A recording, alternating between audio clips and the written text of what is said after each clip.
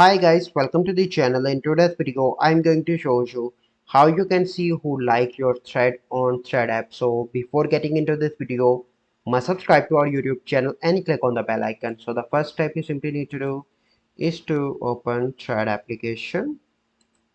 So once you open that, you simply need to scroll and you can see a post, and here you can see an option to see likes. So click on view likes.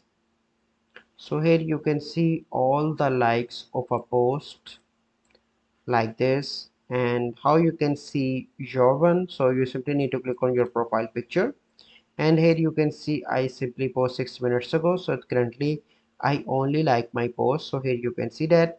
But you can see an option here to see likes, and you can see all the list of people who like your thread. So this is the process by which you can see who like your thread on Thread app. So I hope you find this video helpful. If you find this video helpful, must like this video, subscribe to our YouTube channel for future videos. We'll see you in the next video. Thank you. Have a good day.